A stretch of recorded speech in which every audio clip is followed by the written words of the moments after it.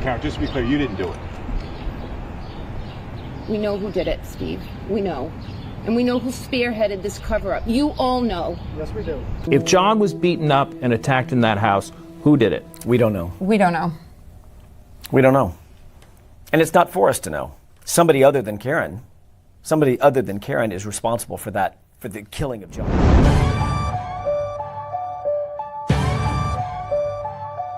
Yeah.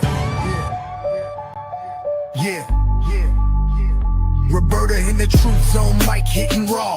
Spotlight shining, she exposing the flaw. Debunking the myth, breaking their facade. This is Glass City, respect the squad. On these NYC blocks where the skyline flex big. Roberta Glass slicing lies with a truth rig. Innocence frosters, your stories unravel. She's a map through the madness of gritty gravel. Glass don't bend and facts don't break. She's the storm that's called, you feel the quake. Exposing tales stitched with crooked seams. Justice in the lens, shattered fake dreams. Screams about killers, painted heroes in disguise. She burning propaganda with fire in her eyes. No glamour for the guilty, she call it straight. She backs victims, the voice stay awake. Stats and receipts, no spin, no clutter. Cold cases whisper, she cuts through the mutter. Truth's her tempo, don't confuse the beat. She's standing for the real while you taking a seat. True crime's a block, facts the artillery. Spinning those lies, yo, she checks that misery. Tabloid tales get smashed, no time to play. She's glass hard, break the false and save the day.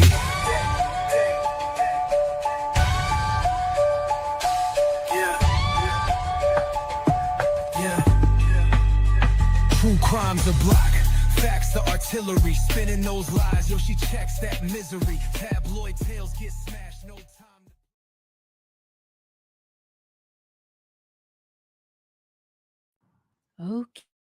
Okay. How is everybody? Here we go. Hello, Tammy. Hello, Eva. Hello, Barb. Hello, Let Me Reflect. Hello, Drops of Jupiter. Lisa, confused. I wanted to talk with you guys today about Karen Reed's expert defense witnesses. One, Dr. Elizabeth Laposata, and the other, Garrett Wing, who is a canine expert in very much the same way. It sounds very much the same way that I might be a feline expert with years of hands-on feline experience being a cat owner. He trains dogs, so I guess they're going to have him on the witness stand. You know, they put up a lot of defense witnesses and that they didn't call last time. They said they would take 2 or 3 weeks, and they took 2 or 3 days. So who knows if these expert witnesses are even going to come on the stand, but I thought they were worth discussing ahead of trial, which is going to start Tuesday. Alan Jackson's going to do the opening statement. So I would assume, you know, I'm just very curious why Alan Jackson's doing the opening statement and not Yannetti. I wonder if they think he can get away with more, that he's on a pro hoc vice status, and that the judge is so reluctant to throw out Karen Reed's lawyers out of the courtroom. I don't know.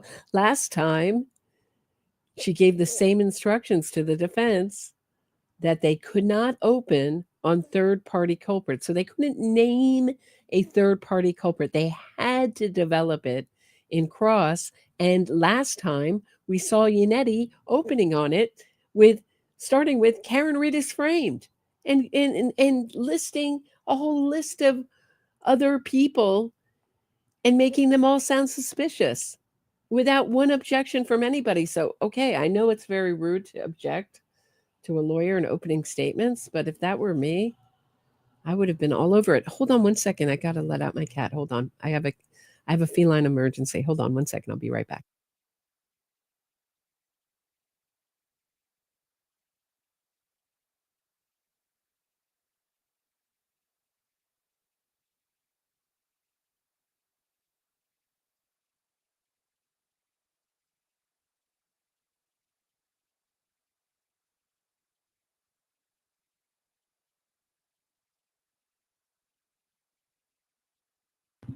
Okay, I'm back. Hey, Miss Lisa. Okay, here we go. So I'm just curious how offensive Alan Jackson's opening statement is going to be. Yanetti's was over the top last time. I think we will probably look at that. I would think ahead of trial, take another look at it, but not today. Today we're going to talk about. First, I want to talk about Dr. Elizabeth Laposata, and she's got a curious background. She was the medical examiner for Rhode Island, and she was asked to step down because the department was so backed up. Let me see if I can pull up the article and read it with you guys.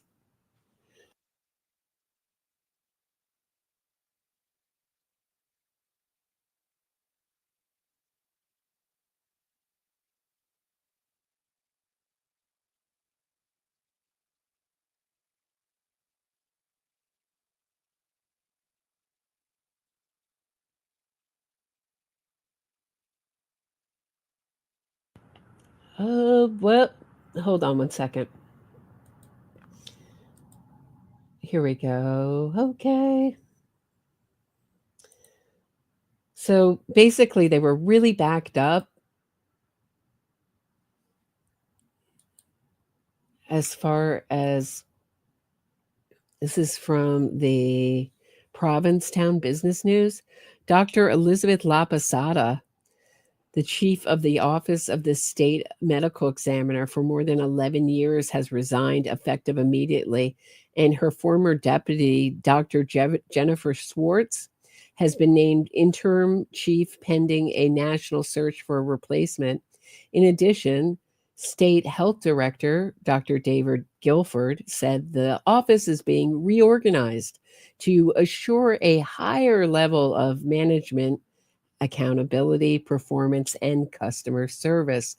The medical examiner's office has come under fire repeatedly in the last year. A report on the station fire criticized Laposata for staying home at first and failing. So this was the nightclub fire, like that horrific fire where I think over 100 people died.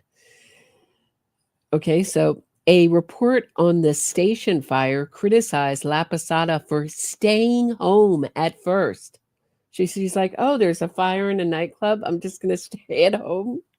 That's what I take from that. Let me know what you take from that. And failing to marshal, she didn't marshal all her resources like Karen Reed. And failing to marshal the necessary investigative and transportation resources to handle such a large tragedy. Last November, the State Division of Occupational Safety cited the office for 10 violations. Wow, she ran a tight ship, guys. 10 violations. And most recently, complaints have resurfaced about long delayed autopsy reports.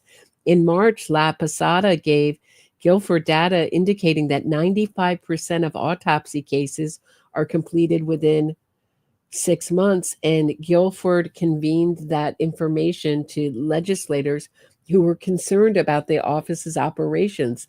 Since then, however, Guilford said health officials have learned there were actually hundreds of cases in which a final autopsy report hasn't been issued, even though all the tests and investigations have been completed.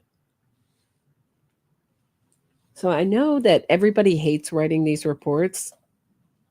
That's my understanding in these kind of fields. But come on, they're so critical. Guilford said he has asked the Bureau audits to help his department so that a full evaluation and disclosure of status autopsies report can be made. Bill provides tax credits for fire code upgrades. So that kind of goes on. That's that. that news story about her.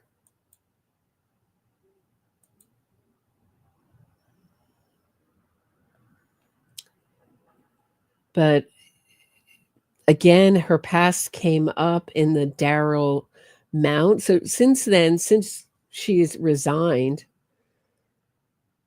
many, many, many years ago, this is in 2000, about 20 years ago, she's worked as an expert witness. And she seems to be a favorite of the Innocence Project, particularly when it comes to shaken baby cases. Now, this is a episode that I've always wanted to do. This is an area where the wrongful conviction movement is really pushing forward through and trying to undo all these shaken baby cases. So cases where babies sustain fatal injuries from mistreatment, and saying that it's junk science. They have been trying to undo this for decades, to try to undo this. Basically say it's junk science, and trying to undo the reputable reputation around shaken baby syndrome. And who is on the forefront of this but Dr. Elizabeth Laposata? Curiously, if you go back to 2002 into this case, which is State versus Roscoe Del Aliso, this is someone who was convicted because of shaken baby syndrome. Guess who testified? It's right here on page 4. For the state, none other than Dr. Laposita, to offer her expert medical. So this guy's trying to overturn his conviction. And he says, the state then called Dr. Laposita to offer her expert medical opinion that Gianna died of shaken baby syndrome. The defendant objected to her testimony, arguing that Dr. Laposita was not qualified expert because she was not a specialist in the field of neuropathology. The trial justice, however, qualified Dr. Laposata as an expert, and she went on to discuss her findings and conclusions with respect to Gianna's death. Dr. Laposata stated that she did not perform the autopsy, but she was in and out of the court examination room. So this is just really says to me that this is an expert witness who will say whatever anyone wants her to say now that she's desperate for money. And she's very happy to undo all the convictions, the kinds of convictions that she helped cement as an expert witness before she left as chief medical examiner of Rhode Island. And you can see here, hold on 1 second.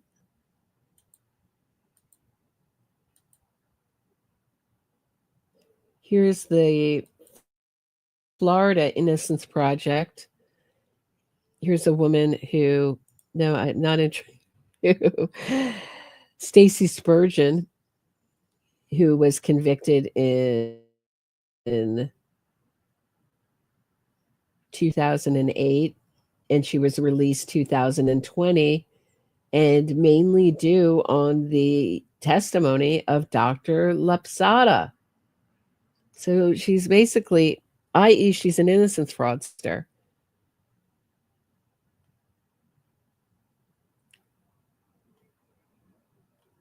You can see. So basically they said that the doctor said the brain hemorrhage from the baby was inflicted by abuse. This was in spite of the fact that the child did not show any external signs of injuries nor outward signs of trauma. What does this sound like? Doesn't this sound like John O'Keefe? There were no bruises, no neck injuries or broken bones, however, prosecutors alleged that the brain swelling stemmed from the child being thrown repeatedly against a soft surface, like a mattress. And then again,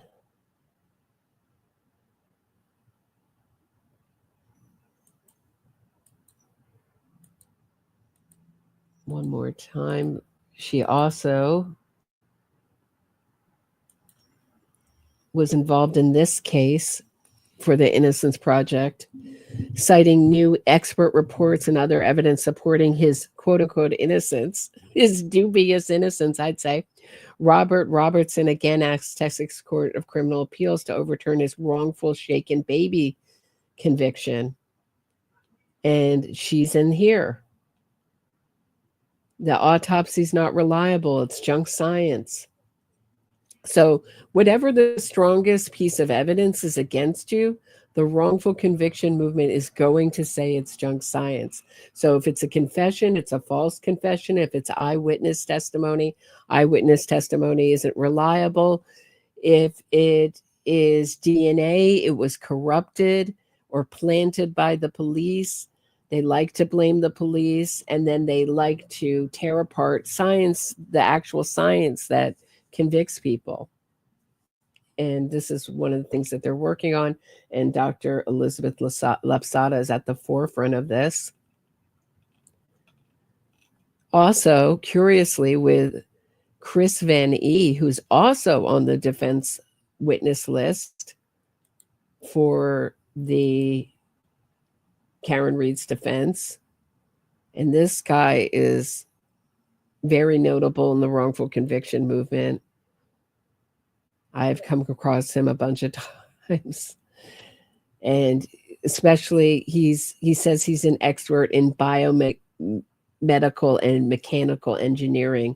Sounds like the fraudulent ARCA experts, doesn't it? So I would be very wary of anyone attached to the Innocence Project. With my years of research on diving into the court transcripts and appeals documents of the actual cases that they champion. It's quite disturbing. Very much like Black Lives Matter. So that is Dr. Laposata, but she also testified in the recent trial of Dr. Ingolf Turk, who was on trial for killing his wife, Kathleen McLean, in May 2020. They were apparently on the rocks, very much like Karen Reed and John O'Keefe.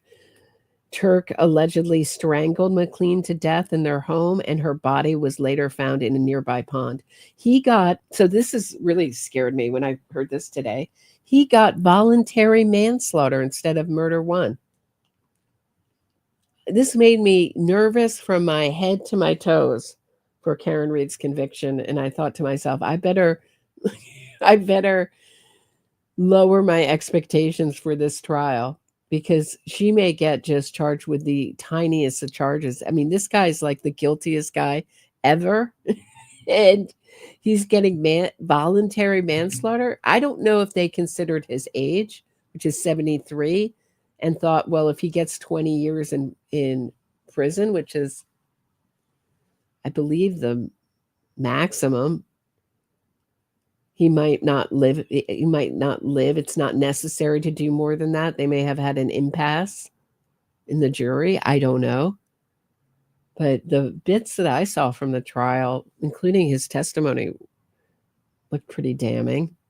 I don't know how you guys feel about it. Did anybody else catch that trial? I thought we'd watch some of Dr. Elizabeth Laposata's testimony in that trial. Take a listen.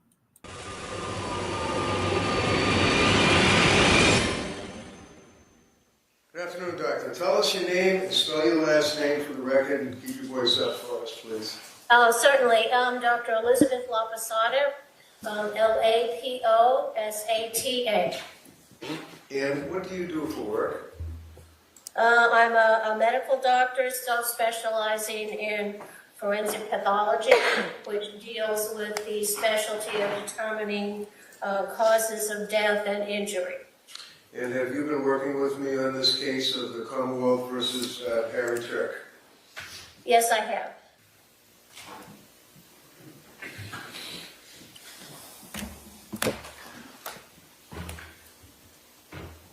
Good afternoon, Dr. Laposata. My name is Beth McLaughlin. Well, he just killed her. He won't get time served for voluntary manslaughter. I mean, it's such a small charge. It reminds me of the Robert Durst charge when he murdered Morris Black and chopped him up and threw him in water. Just like, I mean, he's only done 2 years, so yeah, I'm sure if he hasn't been out on bail, then they'll put that towards his sentence. But 2 years for murdering your wife and disposing of her body? I mean, it's sounding like Massachusetts is a great place if you want to murder someone. Massachusetts, South Africa, where else? Chicago, New York. In New York, we might not even prosecute you. Here, Maryland, Baltimore, Maryland. There's another one. These are all great places if you want to murder your partner, wife, boyfriend, girlfriend, loved one. I hope he gets 20 years, Cheryl. That's the max, is what I read. I'm an assistant district attorney here in Norfolk County. How are you today? I'm very well, thanks. I'm just going to ask you a few questions about your testimony and about the report that you did. Sure. You testified that you had previously been a medical examiner in Rhode Island for approximately 12 years. Yes. And in 2005, did you stop practicing medicine in Rhode Island as a medical examiner? I resigned my position because they were going to cut my budget, and I didn't feel that I could continue. I've been on call for 24 hours a day for 12 years, and I felt it was time to move on. So She felt it was time to move on, just as her department's under massive fire for I think there was something like over 1,000 autopsies that just had no reports. Some crazy number. I know it was like 1,000 something. She's like, I just felt it was time to move on and retire. Right at the time when my job was on the line. I wasn't fired. I just moved on. This is crazy. She's such a liar, this woman. Perfect witness for Karen Reed. Liars, people have been threatened and blackmailed like Lucky Loughran. It's just my opinion.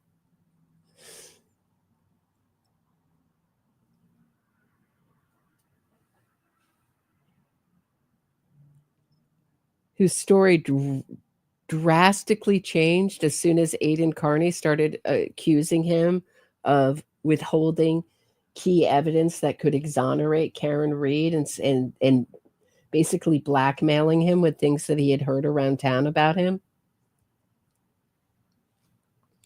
Then his testimony changed. It was like his testimony, Lucky Loughran's testimony was like written by David Yannetti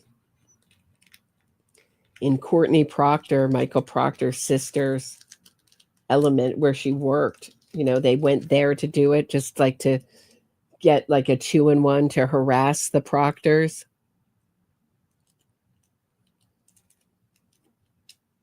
And make some noise and whip up the Free Karen readers. They knew that would get out. I hate the way that this defense operates in this Karen Reed case. They are such sleazebags, such lowlifes. And this is my issue with Michael Proctor,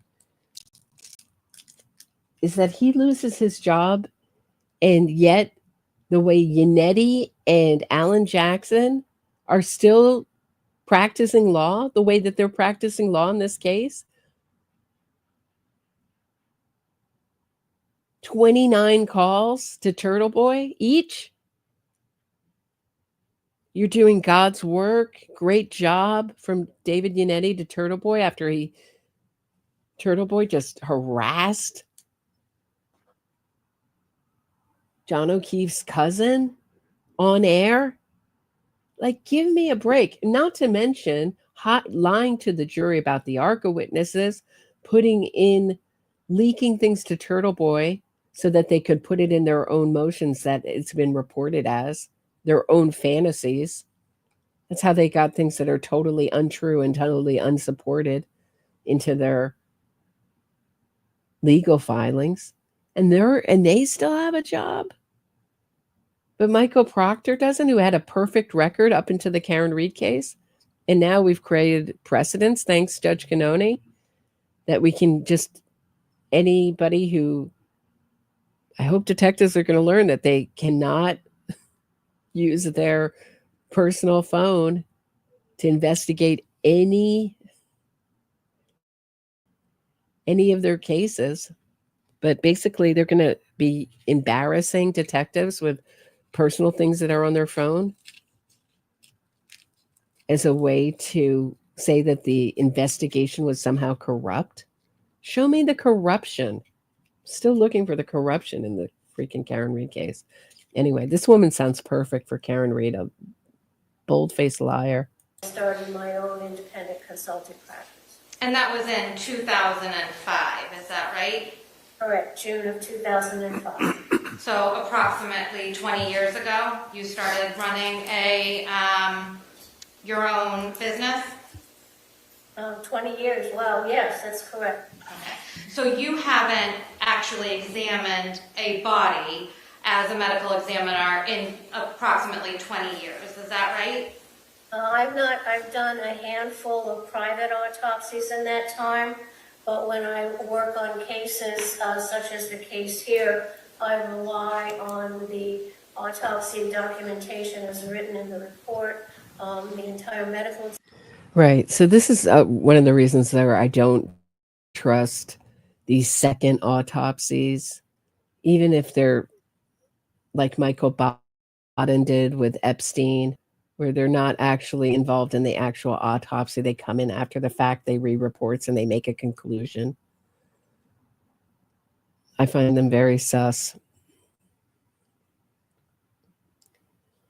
So she's just using other people's reportings who actually handled the body and actually were involved firsthand. Examiner file, all the autopsy photographs. And she's also saying what the defense wants her to say.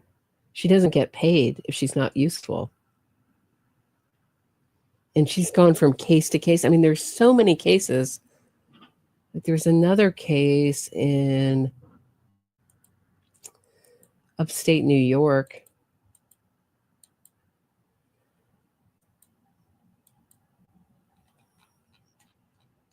When it came time for a cross, very much the same time. Here, same thing happened when it came time for cross. Laposata became evasive and displayed a foggy memory about her work in the Mount case, other cases in which she testified. This is as an expert witness, and about the controversial end to her run as chief medical officer in Rhode Island. In 2005, Laposata left the position she had held since 1993 amid findings of an internal audit showing that, here it is, 1,512 autopsy reports were not completed. Were you forced to leave? Bredlow asked Laposata. No, she replied. Such a liar. Laposata also received criticism for her response to the February 20th, 2003 fire at the Station nightclub in West Warwick, Rhode Island that killed 100 people and injured more than 100. When Bredlow pressed the doctor on her departure as chief medical examiner in Rhode Island, she said she wrote letters to the editor of publications to correct what she described as errors in the description of her work. The attorney also questioned the doctor's claims as an expert witness in other cases, including one in which she presented herself. This is so funny. Listen to this one. She presented herself as an accident reconstruction expert, only to be disqualified by the judge who determined she was no expert. I don't know. I don't remember, she replied. I have thousands of cases. I don't remember. Under Bredlow's questioning, Laposata admitted she wrongly listed the date of Mount's injuries in her report as the day he died. Bredlow questioned the doctor on her claim that Mount never regained never regained consciousness after suffering his injuries. She said it was possibly the case. Bredlow asked Laposata when the last time she examined an actual patient. She said 2005. Following that, she rested. That sounds like a devastating cross now.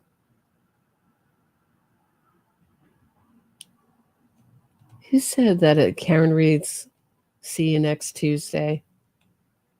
It's so perfect that Karen Reed's trial's starting on a Tuesday, isn't it? The scene investigation, witness and police statements, so the entire investigative body of information. And So you haven't, I'm just going to stop you there. Oh, I'm sorry, okay. So you have not performed an autopsy as a medical examiner in 20 years, is that correct? I understand that you've done some private autopsies and that now you review other people's reports. And Miss Lisa, Roberta, my son was supposed to go to that. He was a college student at Johnson and Wales, and he got sick and didn't go to that concert. Thank God. Yeah, terrifying. Someone who spent a lot of time in the burn unit, mostly unconscious in a coma. I wouldn't recommend it. So yeah, it's terrifying. So glad Lisa was okay. And she decided to stay home. As she's all heart. She's all heart, Dr. Laposata. She's all heart. What a liar. These lying defense witnesses. and make your own opinions, is that right? That's correct. Okay.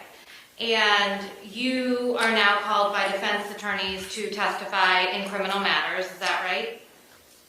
I am, yes. And those matters include cases that involved autopsies, and sometimes you're also called to review records of living victims, is that right? Yes. And in the cases with living victims, you never actually examine the victim, that's right? When I was in the medical examiner's office, I would examine the patient, the living victim. In my independent consulting practice, I would examine photographs of any injuries of the living victim. So I'm just talking now about your work in your practice, okay? So you do not ever examine living individuals in your practice that you've been doing for the last 20 years, correct? Correct. In your individual consulting. And in cases that involved autopsies, you don't actually perform the autopsy either, do you? Correct. You just read the reports and documents provided by the defense attorney, and you make an opinion based on other people's reports, right? Wow, nice work if you can get it. Read reports and then hand the defense the position they want. Well, I look at the autopsy report, which is meant to put down findings so any other qualified forensic pathologist would have been right there looking at it. That's the whole purpose of having an autopsy report. Plus, I have to rely on other information that we use to determine the cause and circumstances of death, which is the autopsy photographs, the scene photographs, witness statements. So there's more to examine than just the written autopsy report, but certainly that is part of my examination. So you're basing your opinion on other people's reports and photographs, is that right? Correct. Okay. And you get paid in order to review these things, don't you? I get paid for my time, yes. And you get paid an hourly rate? Yes. How much money do you make an hour? Let's see, I think we charge $4.75 an hour. $475 an hour. And you've been working with Attorney Reddington on this case, correct? Yes. That's actually quite low. Elizabeth Loftus gets like $600, and she says that's low, that most expert witnesses are asking for much more with her background. So she's perfect for Karen. She's a frugal expert. She'll say what she wants. I mean, I only charge, what do I charge? I charge $600 an hour for my cat expertise, my feline expertise. But I don't, it's tough because I don't work often. Strangely, lawyers aren't clawing at the door to get me to testify. And you've reviewed documents. You talked about them earlier. You reviewed the report of the medical examiner, correct? I did. I reviewed the entire file, yes. Okay, and photographs, you said? Correct. And police reports? Oh, another thing about Dr. Laposata, excuse me for interrupting, but she, it's like right in the middle of a question too, terrible timing, but she is not testifying in person like the rest of the experts because she says she has medical issues, which were just undescribed. So I wondered if that was real or imagined. She says, like, look, I'll testify for you, but I'm not coming in. I'm not flying in from Rhode Island. Or maybe she's scared of flying. I don't know. Or maybe she's really sick. Hard to know with someone like this, right? Yes. And Norwood Hospital records? Yes. Approximately how long did that take you? I can't tell you right offhand. Probably several days if you put all the time together. So how many hours do you think that is? I can't give you an estimate or an exact time. Maybe 16 hours, maybe 10, maybe 18. So approximately how much money have you made reviewing this case as well as doing your report and testifying here today? I really don't know. I haven't. My assistant usually sends out the invoices.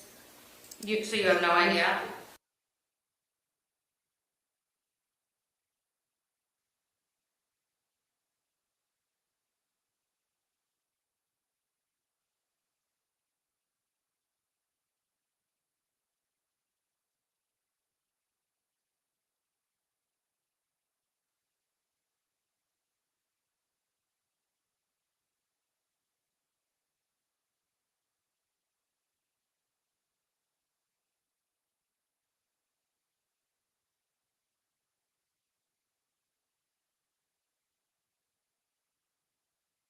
$10,000, $20,000, $30,000. What do you think?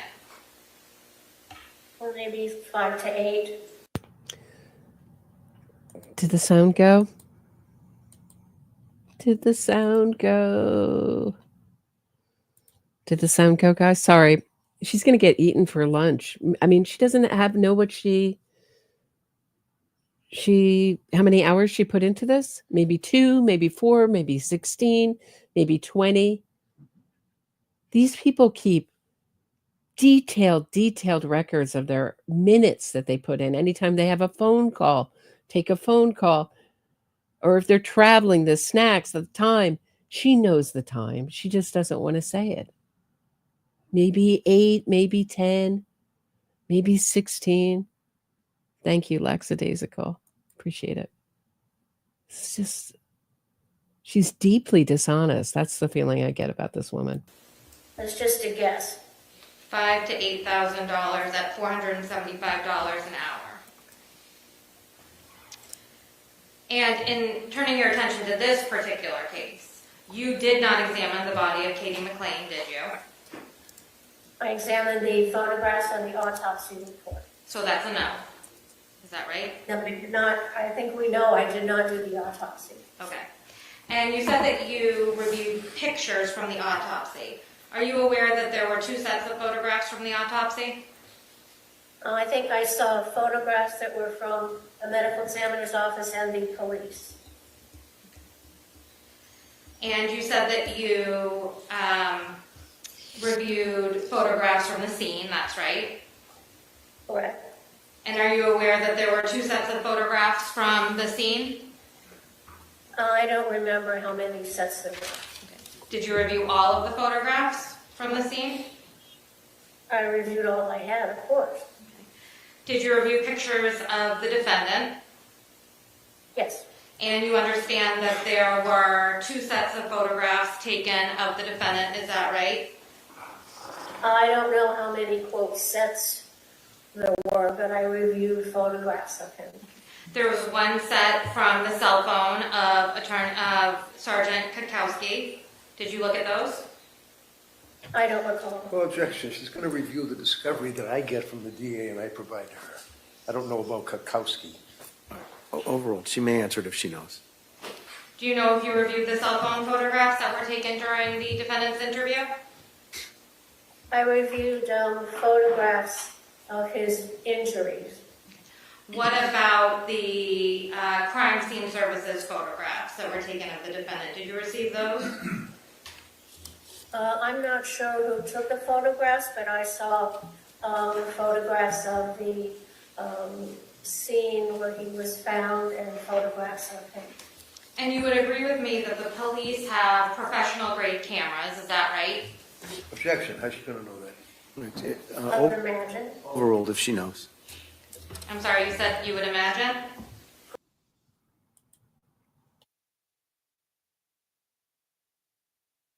Lackadaisical says, I am a professional.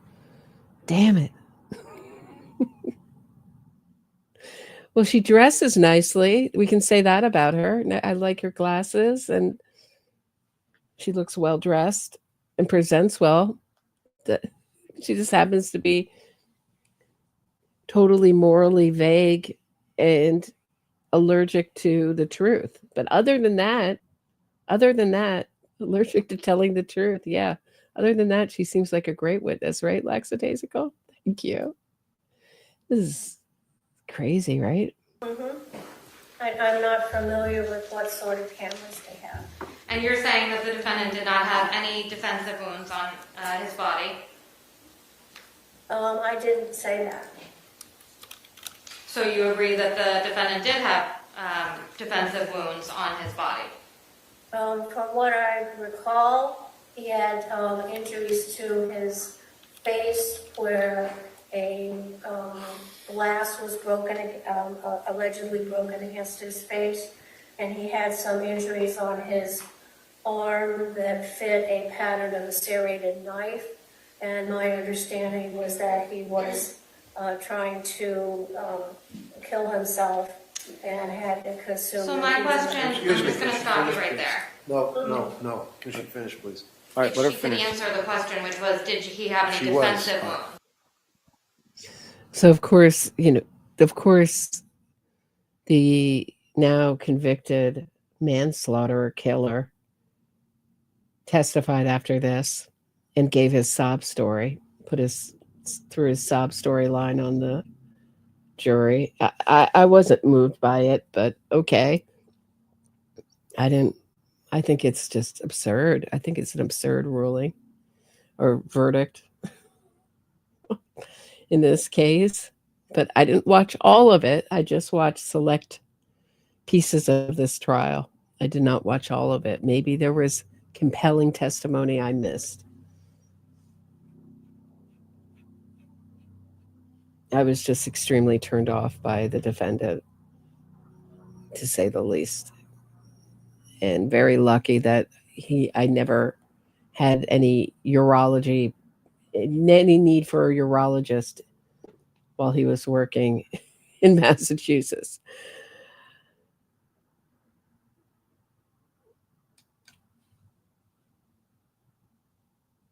But the curious thing also about this is Kevin Reddington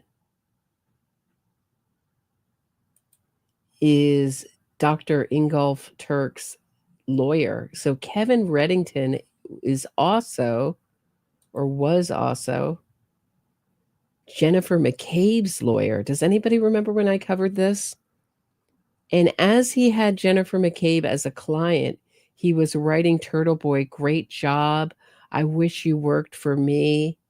Like, basically, as Turtle Boy's harassing Jennifer McCabe and he's representing her, he's basically writing Turtle Boy and saying, great job. I wish you were on my side. I wish I had you as a resource. So anybody who's doing that makes me think that they're a fraudster lawyer, that they're a con man lawyer. So I don't know what Jennifer McCabe was doing hiring him, but how do you do that? How do you take on a client and while you're representing her, congratulate her tormentor? How do these lawyers still have law licenses in Massachusetts? How is this possible? It's like the Wild West or something. Just act however you want, cross over the line of the law a zillion times and do it again. Hey, Aiden Carney, thank you so much for harassing my client. Great job. Great job. Who the heck suggested Kevin Reddington to Jennifer McCabe for a lawyer? Terrible advice. Terrible advice. I hope she has a new lawyer. I hope he still doesn't represent Jennifer McCabe. I heard that she switched, but I don't know. I don't know. Why are people not complaining to the bar about him on that? You can't do that. That is so ethically wrong. Does anyone else find that ethically repulsive? He's extremely abrasive. All right, rephrase the question, ask it again, please. I'm going to just ask you a question again. So, yeah, who says this? Ashley, Reddington figured out how useful Aiden could be to his clients. But if you're a lawyer, you should actually want to practice law in the courtroom, not start an innocence fraud campaign outside the courtroom and essentially cheat to win. You should be such a good lawyer that you should be able to lawyer your way to your client's freedom, not cheat to win. And it didn't surprise me when I heard that he was representing Dr. Ingolf Turk and using witnesses like this, because it said it all to me. I already knew when Kevin Reddington, go back to my older episodes, was a fraudster. When you're writing, when you have a client who's paying you to represent them and protect them, that's what you should do as a lawyer, protect your client. And instead, he's reaching out to the person tormenting them and harassing them and breaking the law to make their life a living hell. Great job. What was he thinking? What was he thinking? He just doesn't care. He just doesn't care. He thinks he's probably like Yannetti, too big a name in Massachusetts to ever get his license revoked or get censored or sanctioned by the court. you're saying that you did not observe any defensive wounds on the defendant, Okay, correct? yes. Okay, thank you. They could be, yes, Okay. And you said that you had reviewed police reports. yes. Which agencies did you review police reports from? Oh, I don't recall right now. Okay, if I said the Dover police reports, would you agree with that? Yes. What about the Dedham police reports? If there were police reports, I reviewed them if they were available to Attorney Reddington. What about state police reports? I probably reviewed those, yes. And you listened to the defendant's statement that he made? No, You didn't listen to the defendant's statement. correct. You reviewed Dr. Matthews' report, you said that. Yes, And you would agree with me that all steps taken by Dr. Matthews were correct? I disagree with that. You don't think that the autopsy that the report of the autopsy that Dr. Matthews did was correct? I disagree with some of her conclusions, yes. But I'm talking about the steps that she took during the autopsy. No, I disagree with those two. There were no measurements of the hemorrhage. I mean, you can go back to my Kevin Reddington, Jennifer McCabe stuff. I can go over it again tomorrow if you want. But it was exactly in the middle of the all that witness harassment. It wasn't before or after, it's right in the middle of it. And then, of course, Aiden, being so grateful to all the support, calls him up and harasses him. I'm sure that ended that. Which is she describes in the muscles around the face and the head, and she did not recognize those as being changes to the body after death. So those are very significant errors. So you agree that the cause of death was manual strangulation, right? Correct. And in your report, you stated that Katie McLean's injuries were consistent with only a one-handed grab. Is that right? Correct. And you said that primarily because you showed us here today that the one-handed grab would cause bruising from the thumb and the forefinger on her neck. Is that right? Well, not just the forefinger, but the rest of the fingers, yes. So looking at the injuries on her neck, those are what we call a pattern injury, which means they correspond to something. So the injuries that I saw corresponded to one application of force on either side of the neck under the jaw. Okay. But then when you were talking about the two-handed grab, you put your hands out like this, and you would agree with me that the two thumbs could hit right where you're saying the two bruises were, right? Well, only taken in isolation. But you have to look at the bruising then underneath and see how that corresponds to the changes on the skin surface. So we know that there was not just one pinpoint of like one thumb, but there was the hand grasp. But it's possible that where you're saying the two bruises are, they could be from thumbprints from a two-handed grab. Isn't that right? No. So you would agree, but you would agree with me that it could be from a two-handed grab, correct? She's answered it No, twice. the evidence does not correspond with that at all. Okay. So you reviewed the autopsy pictures, you already said that, and you saw the bruise to the exterior of Katie's neck, right? Yes. And you... Dr. Russell vibes, Dr. Elizabeth Loftus vibes, Dr. what was her name?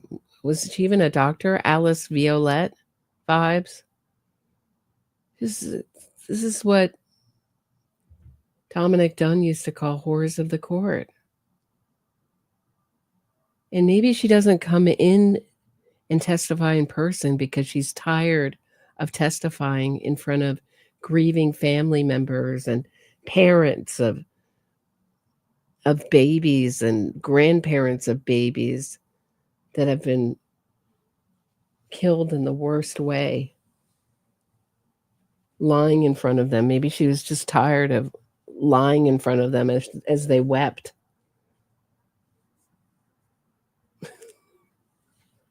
Doubtful. I don't think she even goes that deep. I don't know how Marie Russell does it. Sits in front of Peggy O'Keefe. This attention-seeking, highly narcissistic, totally for herself, insensitive brute of a woman. How she throws out these ridiculous things about dog bites in front of Peggy O'Keefe and Paul O'Keefe and all the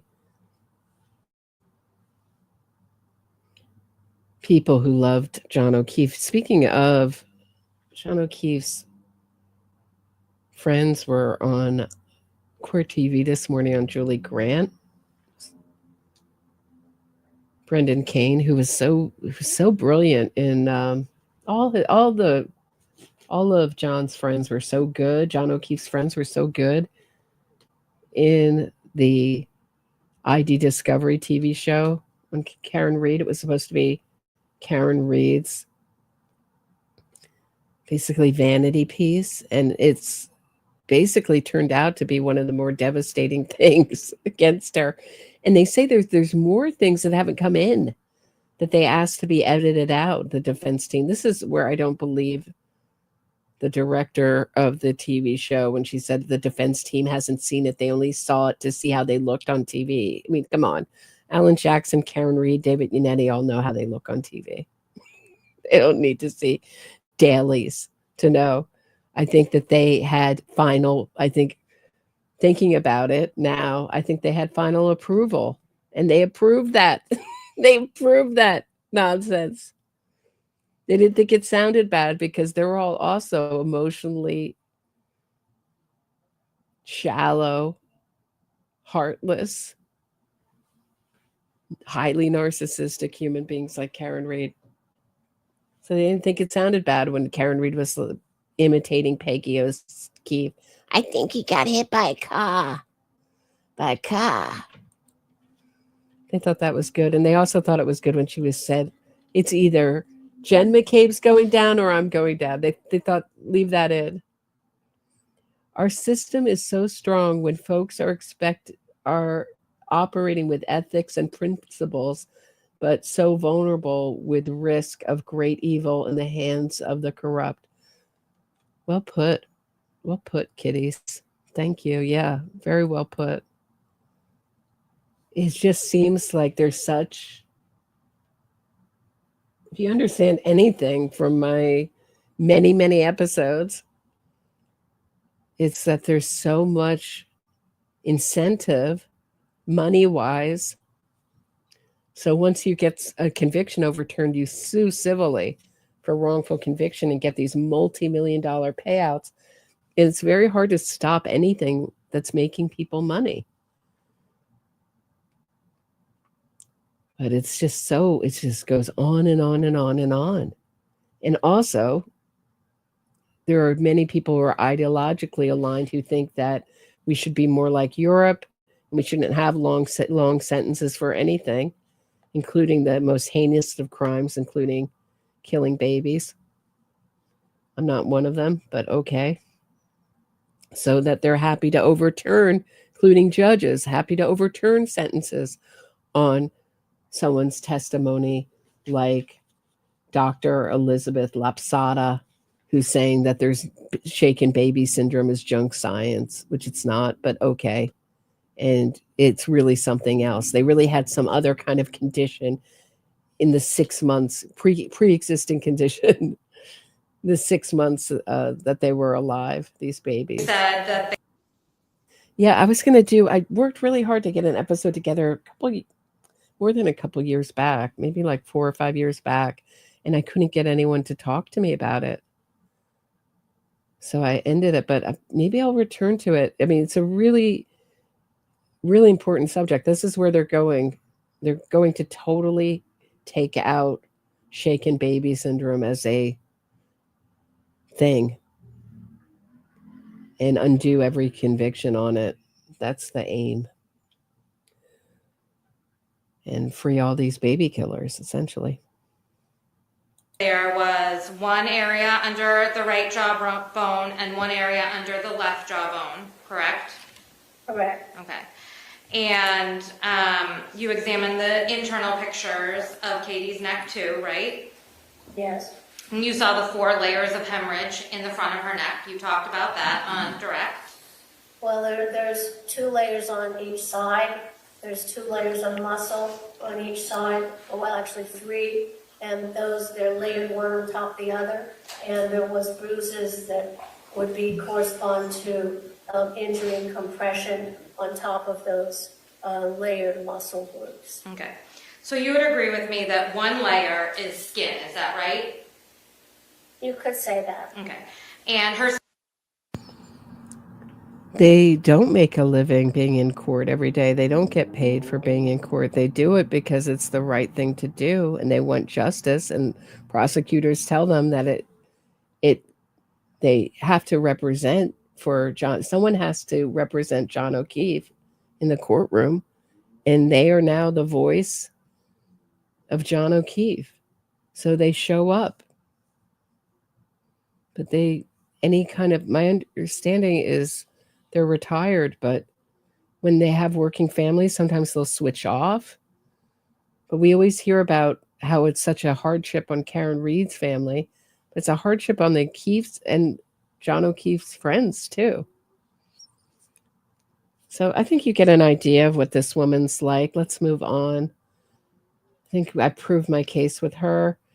Just to look really quickly, maybe I'll return to it, but just to give you a brief, very brief overlook, I don't know if he's actually going to testify. He may be like Chris Von E and never testify for the defense. But here is DYI K9, in it to win it. I'm Garrett Wing, founder and owner of DYI K9 and American Standard Dog Training. Let me start by thanking you for considering our online canine training course. So he does online canine training. Here. I've been training and working with dogs for over 20 years. My father's a police canine handler since 1981, so literally hit the ground running with dogs in my life. And I grew up around them. They're basically my brothers. I saw my first police dog deployment for a suspect, and I mean... Right, but this is, again, very similar to Marie Russell. If he has expertise in police canines, that's not... Chloe was just a pet. She was a German Shepherd, but she was a pet.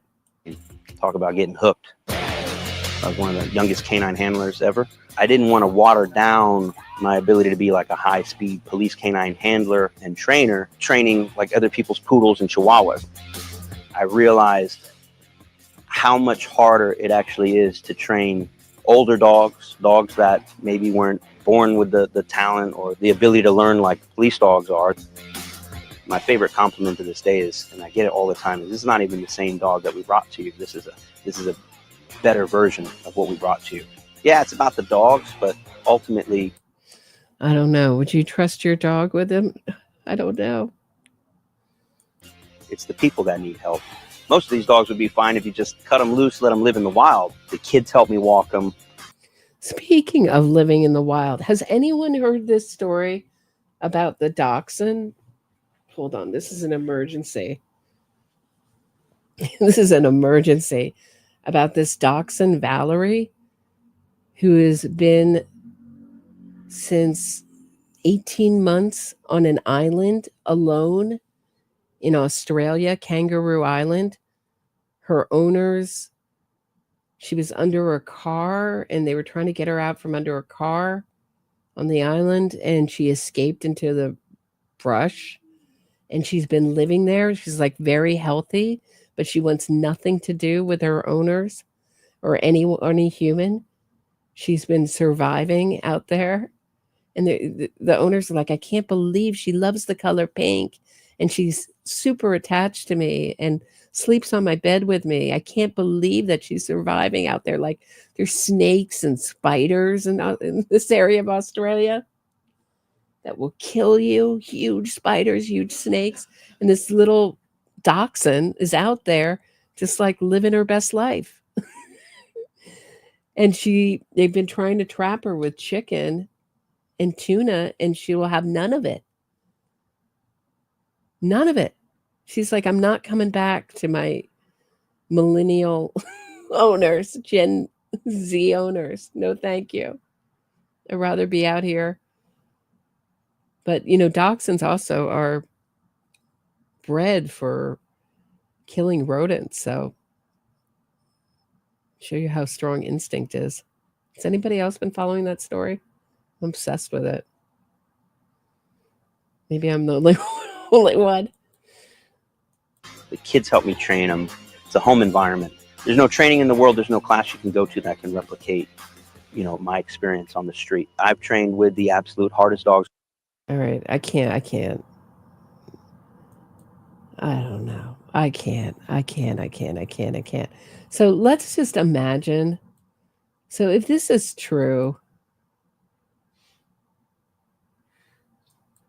I just want to play this really quickly. This is Hank Brennan's former legal partner talking about him.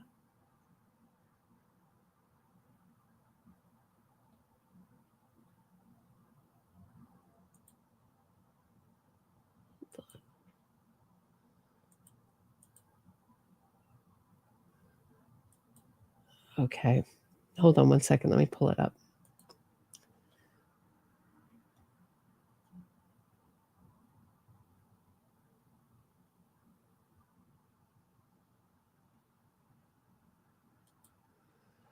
Okay, here we go. And he says that he's brilliant, especially on cross. This woman will not do well. And by this woman, I mean Dr. Elizabeth Laposata. She will not do well under cross. Here's Hank Brennan's former legal partner who defended Whitey Bulger with him talk about Hank Brennan. Let's take a listen. Trial, and we're getting new insight on Hank Brennan from his former legal partner. He spoke with NBC 10's Eli Rosenberg.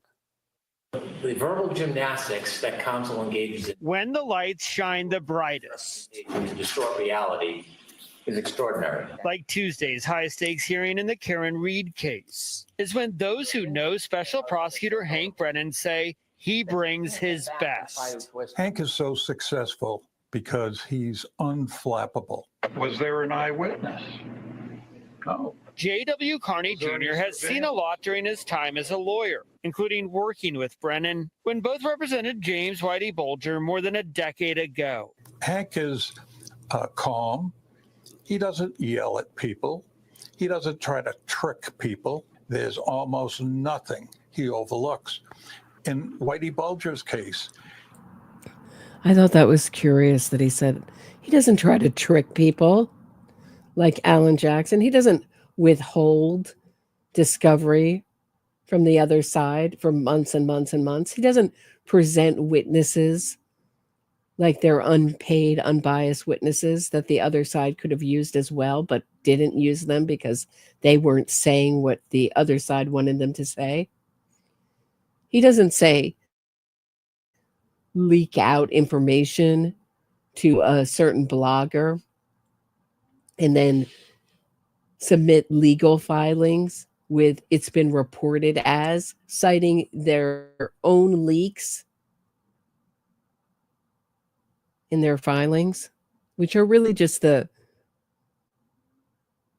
bizarre ramblings of their imagination with no evidence to support it. He doesn't do that kind of stuff. he had file after file after file for witnesses. The Bulger trial bringing with it a crush of media. I'm very proud of our team. The Reed case coming with similar interests. I know Hank was delighted to handle this case. He had watched it a little bit, like we all did. And so Hank is coming up with ways that he will cross-examine witnesses that will really unravel their stories if they're lying. But I care that it's unfair, imbalanced, and hidden. Brennan's attention to detail was on display last week. Brennan using a pretrial motion hearing to call into question the use of accident reconstruction experts by Karen Reed's defense. The Commonwealth just provided the court with information that causes me grave concern. Leading the judge to halt the hearing. It all an example, Carney says, of Brennan's approach to this case and every case he handles. Hank's attention to detail will be a great help to him during this trial, because he will not only have read every document and thought about every document, but responded to defense claims in a very powerful way. And one more interesting note, you'll of course remember Karen Reed's first trial lasted some 9 weeks, prosecutors calling 68 different witnesses. Not so on the prosecution side this second time around. According to Carney, he says Brennan's style is more direct. He only calls the witnesses he needs to help explain and state his. Right, to state his case. But that's also very typical of second retrials, is that because you've gotten a hung verdict, you want to streamline it for the jury on both sides and make it as easily digestible and really spoon feed it to them, which is something that Adam Lally didn't do. And some of the things he was pointing out in the Karen Reed trial Like the open garage door was open at this. I didn't know exactly what he was getting at. And he really makes you work. He's a challenging prosecutor, very smart, certainly not a performer, but a really good lawyer. Although I do think his opening and closing could have been better. But I mean, he just destroyed. I was looking at the Lucky Loughran cross today, and he just destroyed Lucky Loughran. I said, why didn't we see this in the ID Discovery TV show? I mean, he was destroyed in cross. Toasted. Ditto. Marie Russell didn't do so well either. None of their witnesses did well under cross. Arca looked terrible. They said that, I remember Arca saying, like, if we had more information, we wouldn't want it. That wouldn't change our opinion. We're certain it's true with this very limited amount of information. So, I mean, that trial, and whoever said, I did watch the Joe Berlinger, who's a big innocence fraudster. He's one of the duo that made the Paradise Lost documentaries. Terrible. That leaves out multiple confessions by one of the, you think that would be important, and a lot of other evidence against the killers of the West Memphis 3 killers. So it's just, you know, I don't know what to think about Whitey Bulger after watching that documentary, but I'm certainly very skeptical about the defense narrative that was really pushed in it. That Whitey Bulger wasn't some kind of informant. They're like, no, then what was he doing? He was getting paid. Well, that sounds like an informant. That does sound like an informant. Getting paid for information does sound like an informant. You want to call it something else? I don't know. But it's so. Do you guys? Oh, wait, let me just show you. Wait, hold on. Before you go, since I see the chat about Valerie the dachshund who's missing in Kangaroo Island. Let me see if I can find something on it. It's just like the most wild story.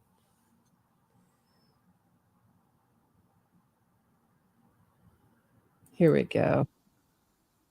Okay, hold on. I'll show you. Hold on one second. We'll just watch a little bit of it before I go. We'll keep it fast and loose today. We'll run fast and loose.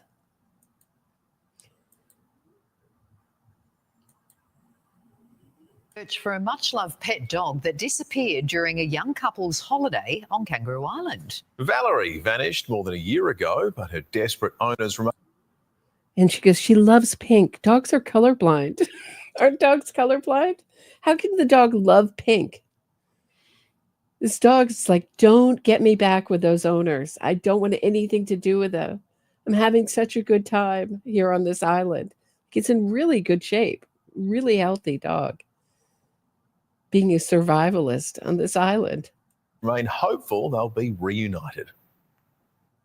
It's now been nearly 500 days since Georgia and Josh have seen their beloved sausage dog.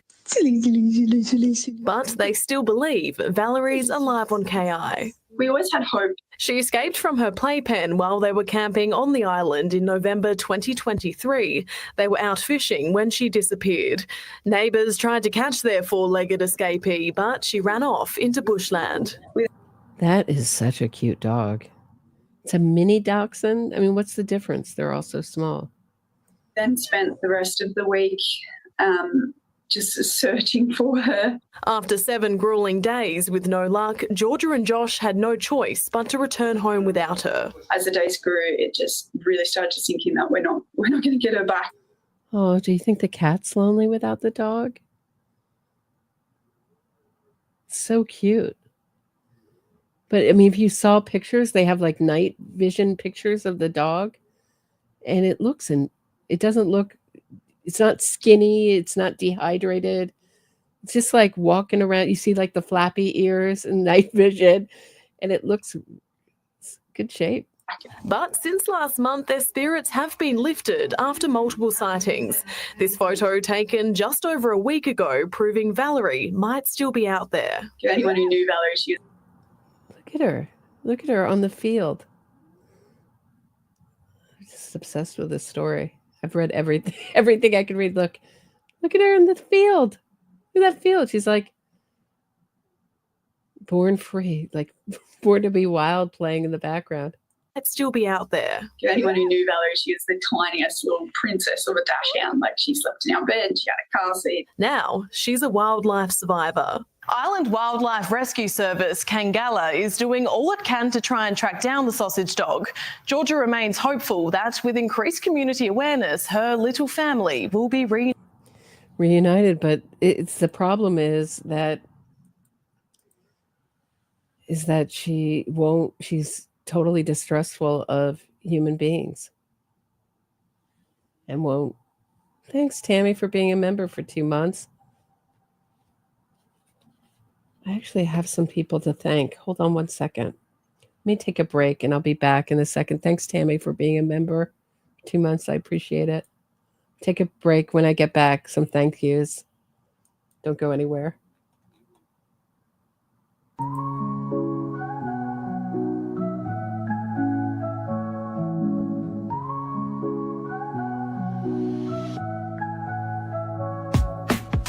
Mic check, Roberta strides through the static haze. True crime Gotham where the shadows play their plays. Fraudsters fold when a spotlight beams. Fact focused queen busting propaganda schemes. Glass shatter lies echoes through the streets. Standing for victims, giving voice their beats. NYC Post, truth sharp as night. Roberta exposing she's the anti-fraud light.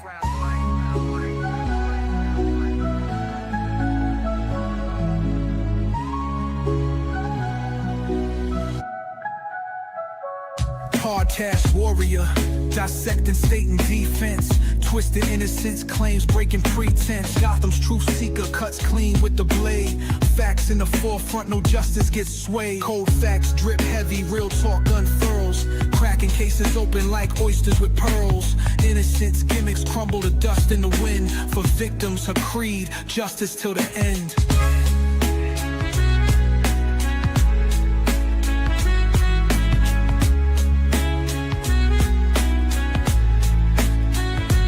Headphones blazing, she drops heavy artillery. Narratives twisted, meet blunt object civility. Roberta got receipts that unravel the ploy. Exposing the lies these fraudsters deploy. Glass shatters lies, echoes through the streets. Standing for victims, giving voice their beats. NYC Post, truth sharp as night. Roberta exposing she's the anti-fraud light.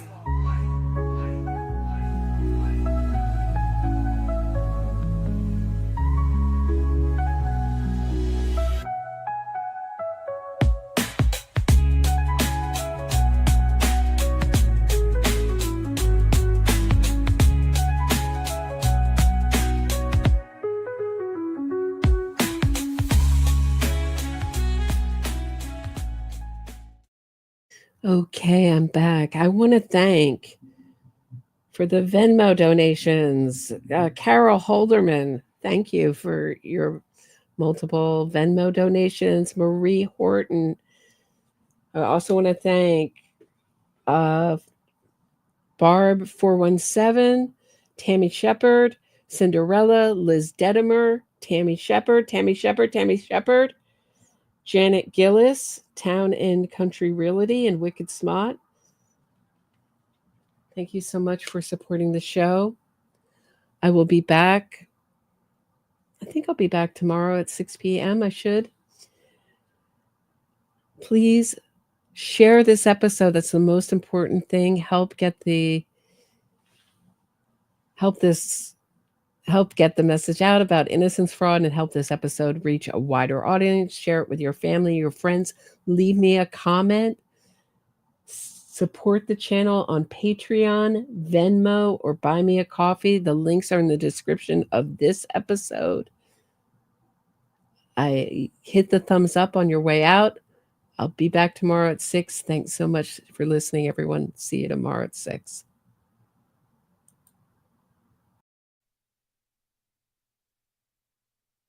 I hit my boyfriend with my car.